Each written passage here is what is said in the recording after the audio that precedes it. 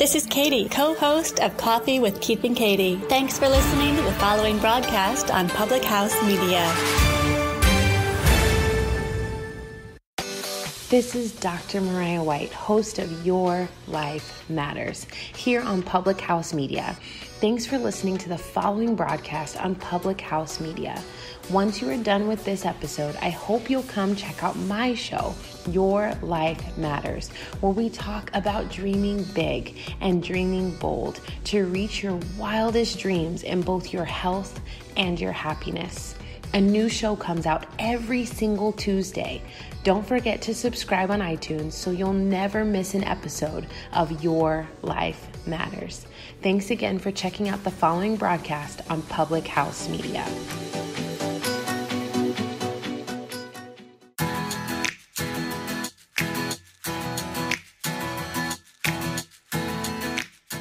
Hey, everyone. I hope you're doing well. It's Julianne Condia here. If we have not met, hello. I live in California with my husband, Eric. He's amazing. And we have a dog. He's a boxer. He's also a rescue named Wyatt. So if you do follow me on Instagram, you'll definitely see the both of them a lot.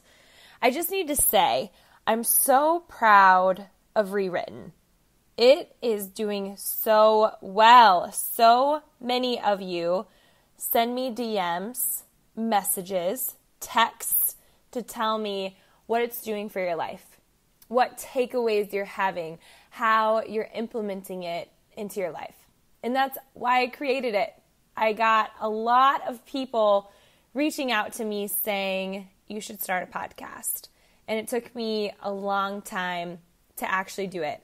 And this podcast means the world to me because it's because of all of you.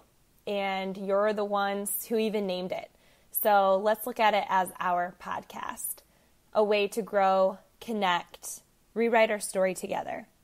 This is a journey. This is a lifestyle. This is a time for us to gather and just grow and learn and become the best versions of ourselves, despite anything, any setbacks, any trials, anything. We can do this together.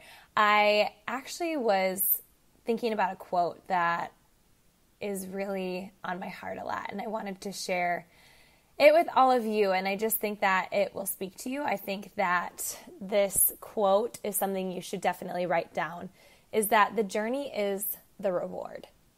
So many times people think, and I keep saying this, so if I'm repeating myself, sometimes repetition is the thing that makes us move. It's the thing that connects to our heartstrings. And when I say the journey is the reward, and I think about Shawn Achor, he is the author of The Happiness Advantage. And he says that a lot of people think that success will lead to happiness. And I live in Silicon Valley, and I think that's true. I think a lot of people think money, working hard, and working long hours is going to lead to the life that they crave of happiness, and it doesn't. It starts now. Happiness leads to success. And I think sometimes people aren't just afraid of starting, but they're also afraid of how can I outdo myself? When I become successful, how can I level up again? And I think it just goes to that idea is that the journey is the reward. So we've been talking in the past, we've been talking about blaming our past for all the good. We've been talking about your mission and your vision, dreaming big, envy, jealousy. What are your conversations looking like? Our limiting beliefs. But today I want to talk to you about something that you may need to hear. That as you're on your journey, things are going to pop up. And I just think about this with the 4th of July and Wyatt experiencing fireworks. So I don't know if you guys know this, but he was actually rescued the day after the 4th of July. And we got him a month later. With rescues, they hold on to them, waiting for their families to pick them up and find them, but no one came looking for Wyatt. So we got him. which I feel very blessed by. I'm so grateful for. That little boy has changed my whole life. He is such a blessing. But when we spent the 4th of July with him, it was so clear his trauma with noises and his trauma with fireworks. I think he spent maybe 8 straight hours shaking and full of fear and just was so anxious. It was breaking my heart. It took a trigger for him to spend his whole day like that. And if you know me, you know that my number one fear in life are bees. I know it sounds silly, but when I was young, I got stung at once by multiple bees. So it's not the fear of the pain, it's just the experience. So when I hear a fly and I can't identify that it's a fly, my body and my mind do separate things. Even if I see a bee, a wasp, anything that buzzes, I tell myself it's not going to hurt you, it's just there. But if it comes near me, my body completely flips out. It makes my heart race and I turn into a different person, I feel like. It's so frustrating, especially when we're in public. I've had episodes before, and Eric is so gentle and loving and caring when these episodes happen, but I have broken down into tears, hysterical crying, simply because it scared me. And as you're going on this journey, I was just thinking about when you rewrite your story, I feel like I need to talk to you about this because there might be moments that trigger you that send you down into a spiral. And I want to give you an example of that for me that's so relevant right now. And I want to talk to you about how I'm getting through it. So as you know, I've mentioned this before, Eric and I had a miscarriage and it was so painful. It is so, I can't describe it. Unless you experience it yourself, you understand the pain, you understand the confusion. I remember my friend Kylie, after I had learned that she had a miscarriage, I remember it took me a couple of days to reach out because I had to gather my thoughts, gather my heart, and I reached out, and I just can't express on when something like that happens, when you've gone through it, it brings you back to exactly how it happened to you. So as of late, I've been noticing friends that have been going through miscarriages, and it takes me right back. It takes me back to the moment, the feeling, the frustration. But getting back to my friend Kylie, she asked me, she said, "Julianne, am I ever going to stop crying?" And I looked at her and I said, "You will. You will stop." And I remember that for 6 months, I feel like I just cried all the time.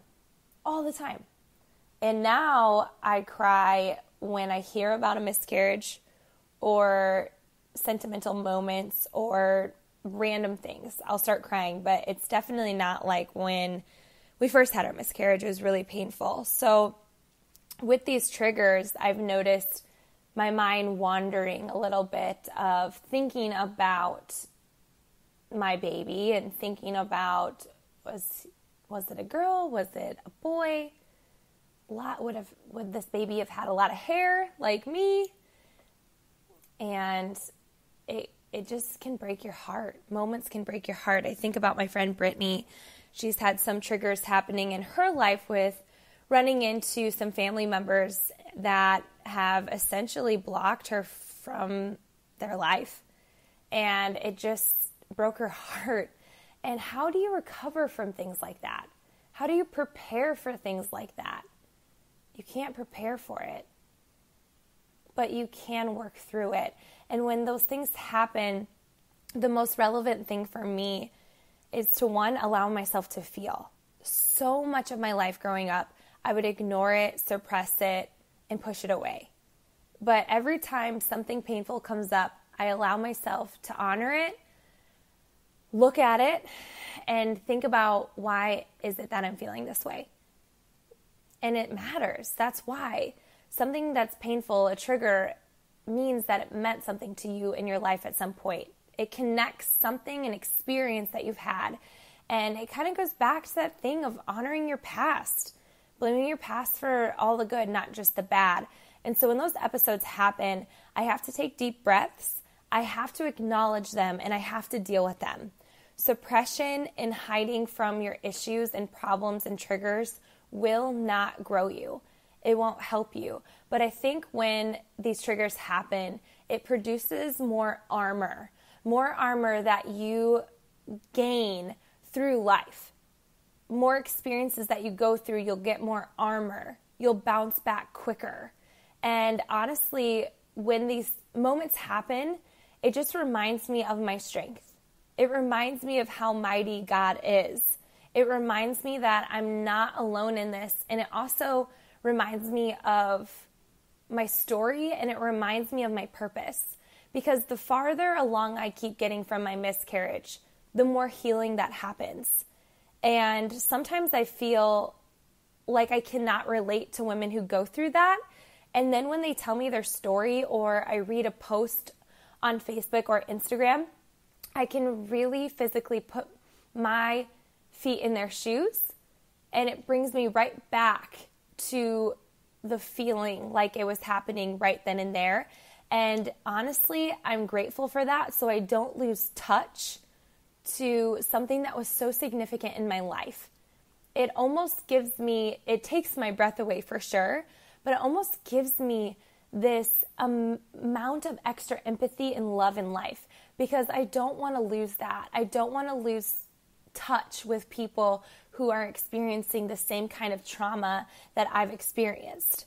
So when you're rewriting your story, I really invite you to deal with it, mourn through it, to talk about it, and then to also understand that maybe when those triggers happen, it's not something that you have to get so frustrated and angry about.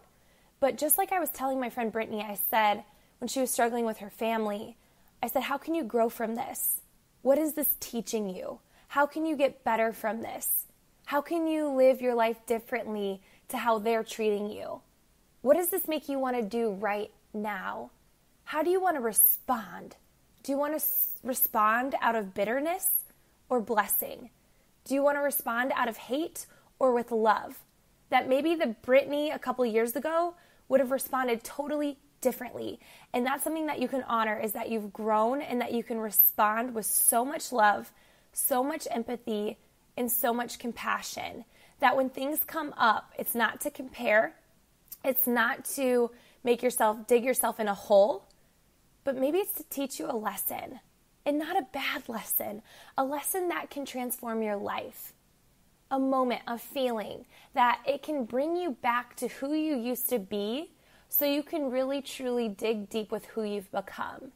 And then maybe it can also allow you to connect with people on such a deeper level. I believe that the friendships that I've made and the relationships that I've gained over these last few years, through the good and through the hard, it's allowed me to love harder, love more bravely, and love people genuinely for their stories, and in not a surface level way. And so when you rewrite your story, my friends, things are going to come up, and you have a choice. You can choose to be bitter. You can choose to complain.